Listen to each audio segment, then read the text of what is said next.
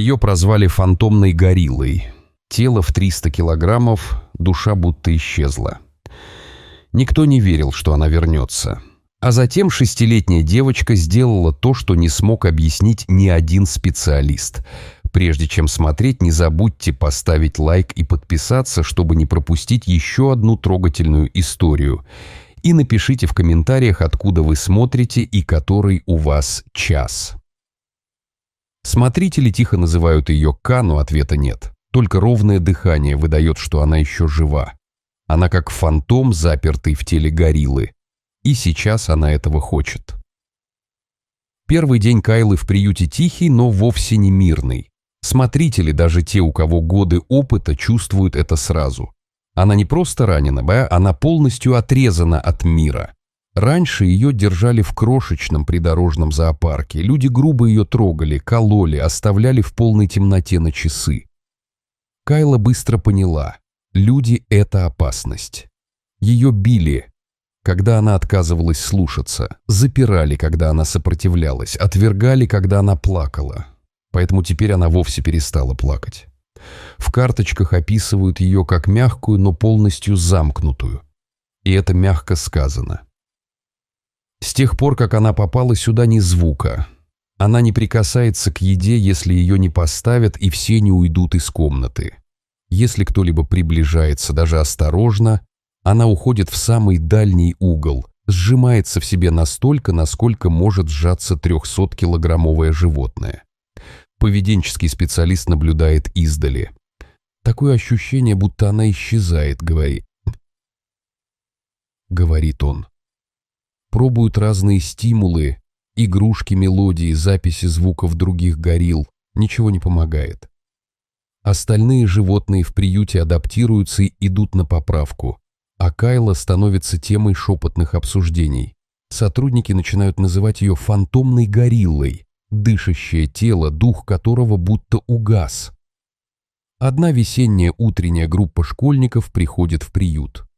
Инструкторы проводят их мимо вольера Кайлы, почти не задерживаясь. Гориллу, как всегда, считают спрятанной, свернувшейся в дальнем углу за густыми растениями.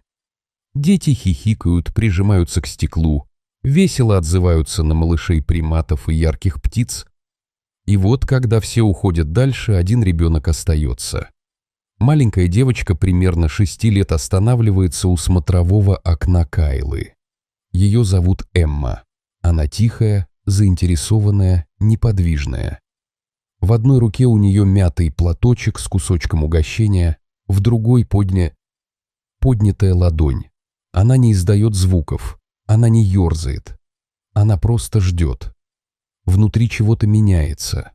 Тонкое движение, затаенный вдох и глаза черные, глубокие, наблюдающие. Кайла увидела ее. Впервые за много дней горилла поворачивает голову не отстраненно назад, а вперед. Ее взгляд фиксируется на маленькой девочке по ту сторону стекла. Никакой угрозы, никакого звука, просто присутствие. С пульта наблюдения одна из камер включается. «Она смотрит на ребенка?» — спрашивает сотрудник. Они спешат посмотреть запись, ничего не ожидая, но замечают. Кайла не просто смотрит. Она сосредоточена. Ее грудь ровно поднимается и опускается. Тело не дрожит. Она не отступает. Эмма наклоняет голову, слегка улыбается. И происходит то, чего никто не предсказывал. Кайла приближается. Всего на шаг. Крошечный, осторожный, беззвучный. Эмма не отодвигается. Стекло разделяет их, но пространство кажется уже не таким широким. Кайла останавливается всего в паре шагов. Она не издает угрожающих звуков, не кричит. Она наблюдает, и мгновение проходит. Кайла поворачивает голову, отступает, растворяется в темноте. Но для тех, кто это видел, событие было значимым. Маленькая девочка осталась, и фантом ответил взглядом. В дневное время Кайла обычно скрывается. Смотрители уже давно перестали ждать от нее неожиданностей. Поэтому, когда кто-то просматривает запись с камеры и замечает ее движение, все застывают. Вот она во всей видимости, и она смотрит на кого-то. За стеклом сидит Эмма со скрещенными ногами, с наполовину съеденным батончиком на коленях, тихо напевая себе под нос. Одноклассники уже ушли смотреть нелетающих птиц и крупных животных. Наставник зовет ее с дороги, но она не отвечает. Она внимательна. И Кайла тоже. Смотрители затаивают дыхание. Никто не говорит. Движения Кайлы медленные, целенаправленные, тихие, как падающий снег. Она останавливается прямо у окна, на длину вытянутой руки от ребенка. Долгое время никто не двигается. Затем Эмма поднимает руку, пальцы ровные и неподвижные, и Кайла отвечает. Жест настолько постепенный, что сначала почти не замечаешь. Огромная рука, шершавый, вытертый, дрожащий, приподнимается и мягко касается соответствующего места на стекле. Комната приюта становится беззвучной. Один сотрудник резко вдыхает, другой сдерживает эмоции. Впервые с момента приезда Кайла протянула руку. Не к смотрителю, не за едой, а к ребенку. Камеры щелкают. Цифровая запись тут же транслируется на монитор приюта. Кадр потрясающий. Маленькая рука 6-летней, прижатая к окну, и темная ветхая рука гориллы, которая прежде никому ничего не предлагала, отвечают друг другу через стекло. Запись подхватывают онлайн-платформы, она распространяется за ночь. Горилла установила связь с ребенком после долгих лет отстраненности. Сотрудники торопятся понять, что произошло. Кайла, раньше вздрагивавшая при каждом движении, теперь спокойно, открыто, мягка. Один тренер тихо говорит, она никогда сама не начинала контакта. Никогда. Они пересматривают запись снова и снова, изучая каждое движение, каждый вдох. Это не автоматика, не просто интерес, это понимание, связь, открытость. Когда наставник Эммы наконец возвращается и осторожно уводит ее, Кайла не убегает. Она просто опускает руку и смотрит, как девочка уходит по тропинке. Затем постепенно отступает в заросли, но не так глубоко, как прежде. Теперь она ближе к окну, чем когда-либо. Той же вечерней ночью надвигается гроза. Ветер трясет крышу приюта. Сотрудники ждут тяжелой ночи, молнии, нервозность, испуганные животные. Но Кайла отдыхает возле окна. Она не прячется. Она ждет. Проходит 7 дней, и Кайла уже стоит у окна раньше, чем приходит первый посетитель. Она не ходит туда-сюда, не скрывается. Она просто ждет. Работники приюта поражены. Больше нет догадок. Остается одна версия, которая имеет смысл. Она ждет девочку. И как будто по идеальному расписанию Эмма появляется. Без предупреждения, без шума, маленькая девочка в яркой куртке и резиновых сапожках тихо идет по тропинке со своей группой. Другие дети спешат вперед, а Эмма нет. Она ищет взглядом и находит Кайлу. Мгновение узнавания, Эмма улыбается, и Кайла подходит ближе. Так возникает закономерность. Каждые 7 дней Эмма приходит, и каждые 7 дней Кайла присутствует. Сначала это только рука у окна, затем появляются мягкие действия, скопированные движения. Эмма поднимает руку, и Кайла делает то же, Эмма наклоняет голову, Кайла повторяет. Никаких слов, никаких поощрений, никаких требований, просто совместное присутствие. Смотрители замечают еще одно – Кайла лучше ест. Она доедает порции, даже те трудные овощи, которые раньше избегала. Ее шерстка начинает снова блестеть. Поведение расслабляется, нет резких отдергиваний, нет сжатия в углах. Поза выпрямляется, в глазах появляется блеск. Трансформация становится очевидной. Однажды утром работники слышат неожиданное, глубокое, ровное урчание, похожее на мурлыканье. Это Кайла. Впервые с приезда она издает звуки. Ни угрозы, ни паники. Мягкий привет. Эмма слышит это и просто кивает, будто понимает. Поведенческие эксперты сбиты с толку, изучают прошлое Кайлы в поисках причины или связи. Тогда они находят записку, скрытую в приемных документах. Ранее был детеныш в придорожном месте. Детеныш умер в течение 3 дней. Тихо появляется предположение, которое редко озвучивают, не вызывает ли Эмма у Кайлы ассоциации с детенышем. Но сама Эмма при опросе говорит другое. Ей просто хотелось кого-то, кто ничего от нее не требует. Устанавливается спокойный распорядок. Каждую четверг Эмма приходит. Никаких объятий, никаких фотографий, просто девочка, сидящая у окна и рисующая в блокноте, пока горилла наблюдает. Иногда они касаются рук. Иногда просто сидят в тишине. Однажды Эмма оставляет цветной рисунок. Горилла и девочка, держащиеся за руки через слой синего стекла. На следующее утро работники находят Кайлу, расположившейся рядом с ним. Она не порвала его, не съела. Просто смотрит на рисунок.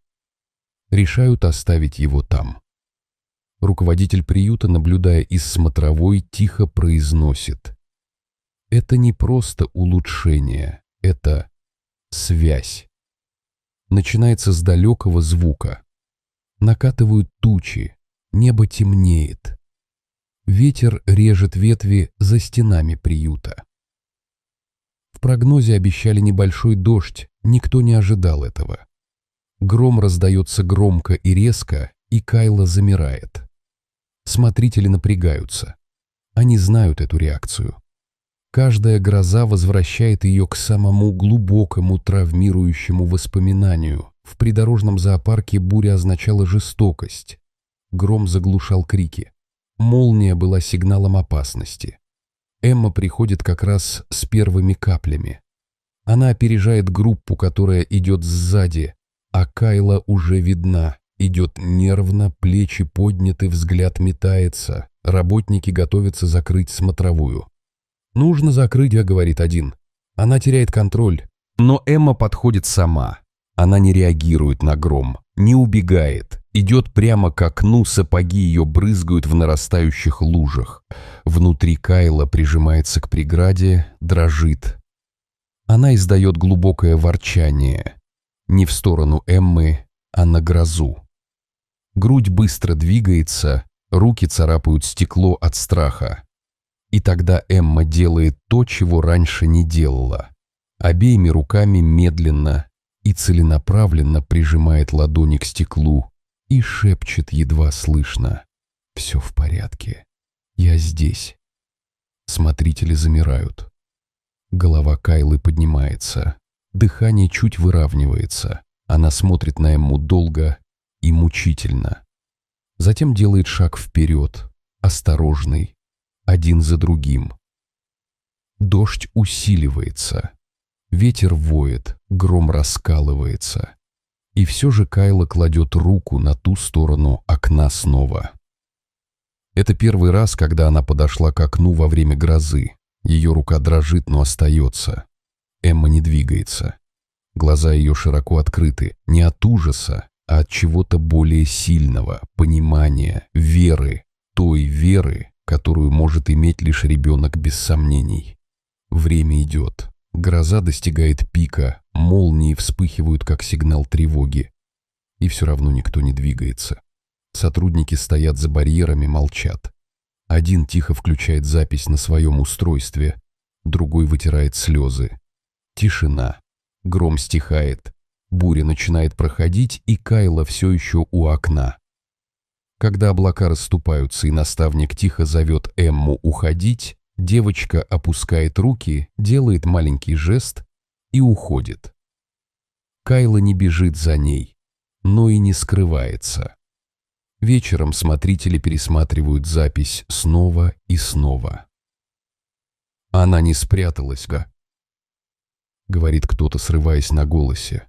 Она встретила это от печи. Отвечает другой. Впервые за 7 лет Кайла пережила грозу на виду у людей. Открыто и без страха. Не потому, что она перестала помнить, как больно, а потому, что кто-то показал ей, что такое вера. Это не произошло мгновенно, но произошло. Дни сменяются месяцами, и фантомная горилла исчезает. На ее месте стоит Кала. Все еще сдержанная, все еще осторожная, но полностью здесь. Она участвует в общих трапезах, сидит рядом с другими гориллами во время ухода за шерстью, откликается на команды во время тренировок, даже позволяет сотрудникам заходить в вольер с расстояния, но без паники. Сотрудники приюта едва верят переменам. Они тихо говорят об Эмме, о руке у окна, о грозе, которая не сломала ее. А затем однажды утром у входа в приют появляется нарисованная на стене картина, две руки. Одна маленькая и легкая, другая большая, темная и сильная, положенные вместе, разделенные слоем стекла, но соединенные чем-то большим. Люди останавливаются, чтобы сфотографировать. Некоторые плачут. На презентации картины Эмму просят выступить. Она волнуется, держит свои небольшие карточки дрожащими руками. Но когда выходит к микрофону, голос ее ровный. Она говорит, что Кайле не требовалось спасения, ей просто нужен был кто-то, кто понял. «Она показала мне, что такое смелость, когда ты все еще боишься», — говорит Эмма. В вольере Кайла наблюдает. Она стоит у окна, голову наклонив, глаза следят за словами девочки. Когда Эмма заканчивает и тихо подходит к экспозиции в последний раз, она останавливается и, как раньше, поднимает руку. Без давления, без сомнений. Эмма улыбается и тоже поднимает ладонь. Они прикладывают руки к стеклу в последний раз. Никто не вмешивается. Никто не говорит, мгновение принадлежит им. Наконец Эмма поворачивается и уходит. Она не оглядывается, но Кайла наблюдает за ее уходом. Позже смотрители находят ее все еще у окна, мирную и неподвижную, как будто хранит место для чего-то особенного. Она не издает звуков, не ходит по периметру, просто сидит. Девочка пришла, девочка ушла, и Кайла осталась целой. То, что началось с гориллы, которой нельзя было доверять, закончилось двумя руками, прижатыми к стеклу. Иногда исцеление не приходит через принуждение к изменениям. Оно приходит через один маленький акт терпения, через мгновение, когда тебя увидели. И Кайла, фантомная горилла, которую все считали навсегда потерянной, доказала, что даже самые разбитые сердца могут найти дорогу обратно. Понравилась история. Если бы вы были учителем Эммы во время той грозы, позволили бы вы ей остаться у стекла и смотреть на Кайлу? Да или нет? Напишите в комментариях. Если вам понравилось, подпишитесь на канал и поставьте лайк. Спасибо, что слушали. До следующего видео. Хорошего дня.